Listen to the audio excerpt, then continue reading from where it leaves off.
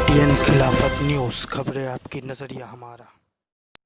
आदाब नाजरीन, मैं हूं शकील सिद्दीकी। आप देख रहे हैं KTN खिलाफत न्यूज़। नाजरीन, आपको बता दें कि सुसाइड मामले में अर्नब गोस्वामी की मुश्किलें बढ़ती जा रही हैं। वहीं आपको बता दें कि 26 अक्टूबर को CGI ने अर्नब गोस्वामी से कहा था कि मुझे तुम्हारी रिपोर्टिंग बर्दाश्त नहीं है। जिस तरह की तुम रिपोर्टिंग करते हो वो मुझे बिल्कुल बर्दाश्त नहीं है। ये CGI ने 26 अक्टूबर को अर्नब गोस्वामी के केस की सुनवाई के दौरान कहा था।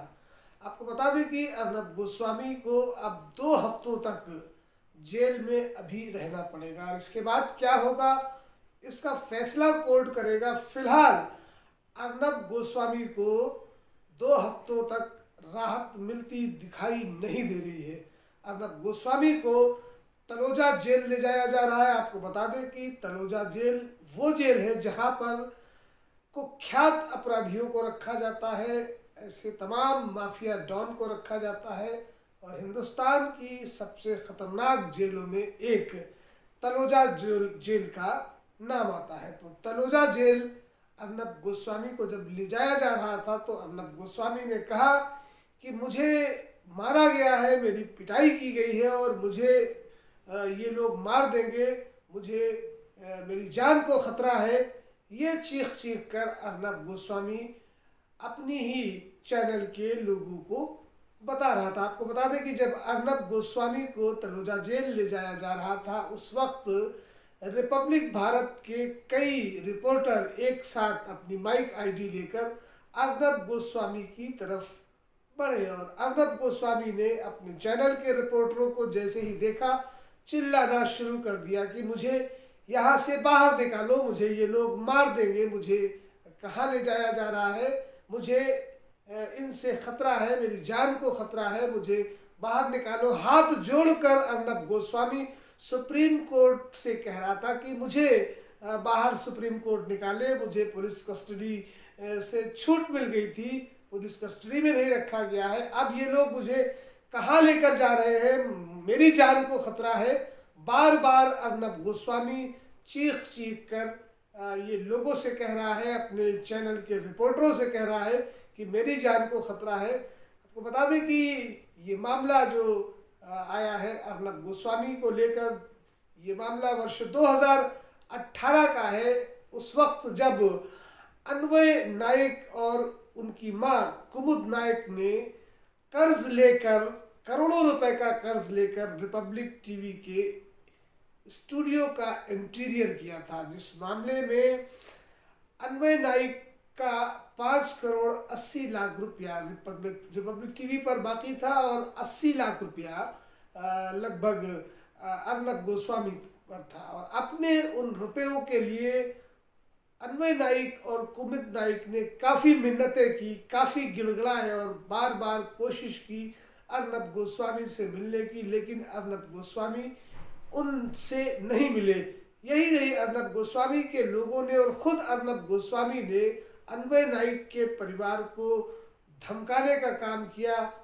उस वक्त महाराष्ट्र हाई कोर्ट ने इस मामले पर रोक लगा दी थी और अपनी ताकत के बल पे और रसूख के बल पर अर्नब गोस्वामी ने इस मामले पर क्लोजर रिपोर्ट लगवा दी, क्योंकि उस वक्त केंद्र में मोदी सरकार थी, वर्ष 2018 का मामला है।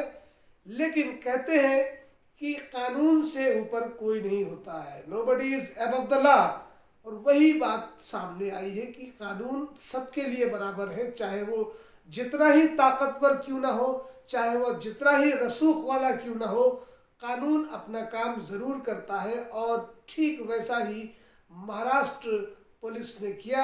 इस केस को महाराष्ट्र सरकार ने रीओपन किया और फिर इसके तहत अर्नब गोस्वामी की गिरफ्तारी हुई और इस गिरफ्तारी को लेकर भारतीय जनता पार्टी के जो नेता है वो चीखने चिल्लाने का काम लगातार कर रहे हैं। और अभी आपने देखा कि आज जिस तरह से पूर्व कर्नल GD बख्शी जिस तरह से वकालत कर रहे हैं अर्नब गोस्वामी की, और आज राज्यपाल से मिले जाकर उनसे उन्होंने कहा कि उसे जल्द से जल्द रिहा कर देना चाहिए। जीडी बख्शी वो कर्नल है जिन्होंने हमेशा भारत में लोगों के खिलाफ रिपब्लिक चैनल पर बैठकर आग उगलने का काम किया है। ये वो जीडी बख्शी है जो एक ऐसे शख्स की वकालत कर रहे हैं जिसने हिंदुस्तान में कम्युनल जिस तरह से हिंदू और मुसलमान को आपस में बांटने का काम किया, सांप्रदायिकता बढ़ाने का काम किया, उस शख्स की वकालत करते जीडी बख्शी नजर आ रहे हैं। आप अक्सर देख सकते हैं रिपब्लिक टीवी चैनल पर इन्हें बुलाया जाता है चीखने और चिल्लाने के लिए। भारत एक ऐसा देश है जहां पर लोग प्यार और सौहार्द के साथ रहते हैं, हिंदू मुस्लिम सिख ईसाई।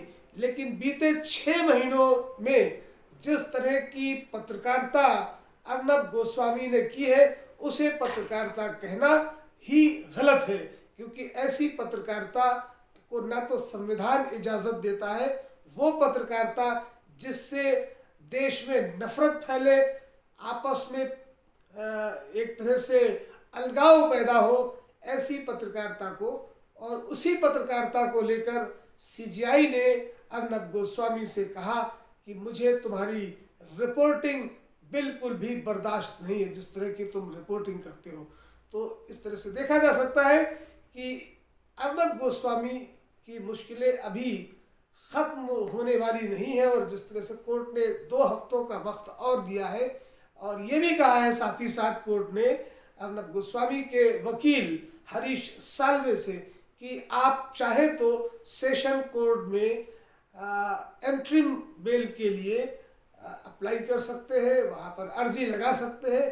फिलहाल 2 हफ्तों तक अर्नब गोस्वामी को तलोजा जेल में रहना है, और मैंने पहले भी आपको बताया कि तलोजा जेल वो जेल है हिंदुस्तान की जहाँ पर कुख्यात अपराधियों को रखा जाता है, माफियाओं को रखा जाता है, डॉन को रखा जाता है, और ऐसे लोगों को रखा जाता है जिनका क्रिमिनल रिकॉर्ड एक बड़े पैमाने पर है। ऐसे लोगों को उस जेल में रखा जाता है, और उसी जेल में अर्नब गोस्वामी को ले जाया जा रहा है।